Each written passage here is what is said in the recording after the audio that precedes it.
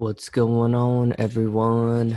Welcome to episode 49 of the Davidson Hang Reflections podcast.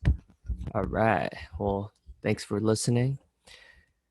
So, yeah, wanted to discuss a book I'm reading called Conversations with God. It's a pretty fascinating book. It's about it is what it's a guy named Neale Donald Walsch.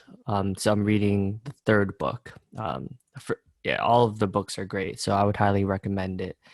So I'm gonna read to you the top 10 quotes from reading it the last few weeks. So the first one is they see a healthcare system that is really a disease care system, spending 1/10 of its resources on preventing disease and 9/10 on managing it, and denying that profit motives is what stops any real progress on educating people on how to eat and act and live in a way that promotes good health. I think in our society, there's much more of an emphasis in being reactive versus preventative. I think if we spent as much energy and resources on educating people in nutrition and how having to live healthy habits like meditation, mental health, and things like that, self care, our society would be in a much better place. So that quote definitely resonated with me. And then the second one is for what you resist persist. Only what you hold can disappear. This is definitely relevant because there's a lot of things in life where we ignore, and then the more we ignore it, the more it comes back to us. For instance, for me, it's dealing with my finances. I would always be like, oh, I'll worry about it eventually, and then it always catches up to you. So, luckily I've made a lot of progress with that, but still have a long ways to go. Number three, the right and wrong are philosophical polarities in which a human value system, which has nothing to do with the ultimate reality, a point in which I've made repeatedly throughout this dialogue. There are, furthermore, not even constant constructs within your own system, but rather values which keep shifting from time to time. You're doing the shifting your mind about these values as it suits you. So right and wrong is really there is no right or wrong. It's just our what we think, but there's no reality to a lot of the right and wrong. It's just different opinions. So it's pretty interesting. This definitely resonated with me because how many times like we think our beliefs are like the ultimate truth. There's no if, ands, or buts. It's like, nope, this is what's right. And the more I dive into self-development, the more I realize like there is no right or wrong. It's just different values, and respecting those values is important. So, number four, in truth, there is no reality. There is only one moment, and that is the internal moment of now. How many times are we thinking about the past or the future, or our next promotion, our next raise? There's so much of that. And in reality, the people that I've seen to be the most successful are the ones that embrace the now. And that's really powerful. Number five, fear is that which you are not. Fear is false evidence appearing real. Fear is the opposite of love, which you have created in your reality so that you may know experimentally that which you are. This is interesting, right? How many of us have fears that are just self-inflicted from past memories, right? There's so many things that we fear, the fear of even failure, the fear of not being loved or liked or wanted, the fear that what our lives have a little meaning, right? There's so many things that we fear, but in reality, it's all none of it is real, you know?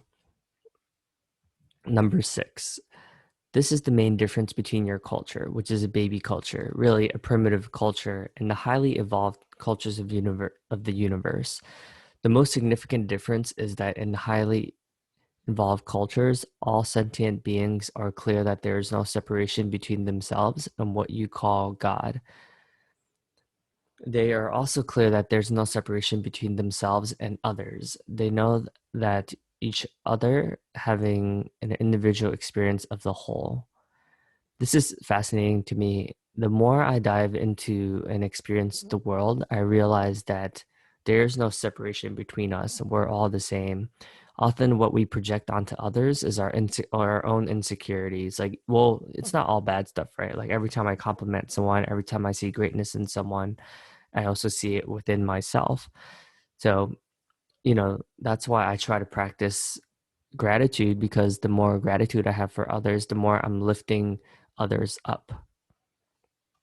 Number 7, their first guiding principle is we are all one. Self-explanatory there. Number 8, yet right now, 1/5 of the world's population are using 4/5 of the world's resources. And you show no signs of changing that equation. There's enough for everybody. You would stop thoughtlessly squandering around all that on the privileged few. If all the other people use the resources wisely, you would use less than you do with a few people using them unwisely. Use the resources, but do not abuse the resources.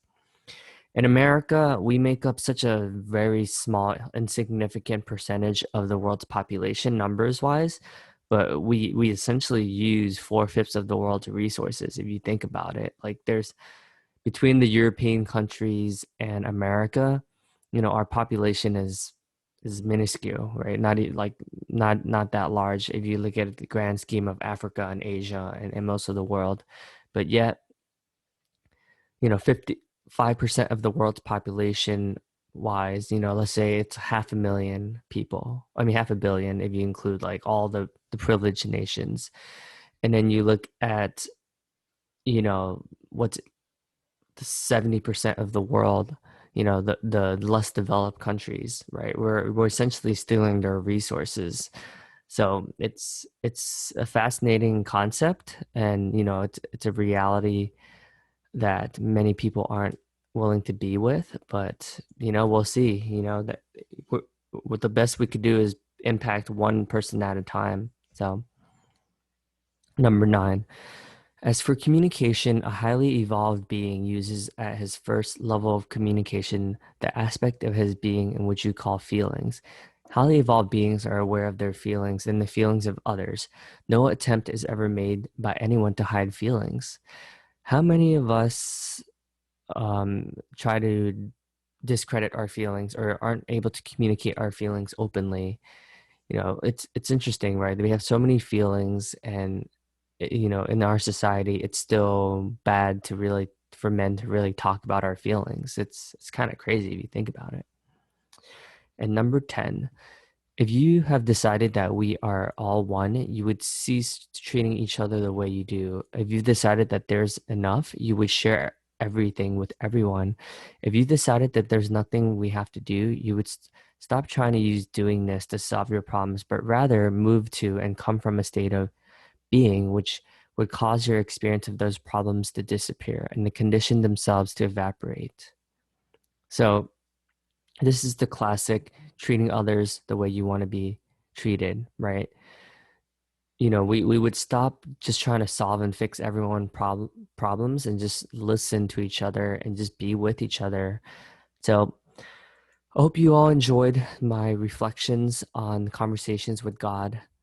I'll do another one. I know I posted one last week, so I'm going to elaborate on that. And cheers. Hope everyone enjoys their beautiful weekend.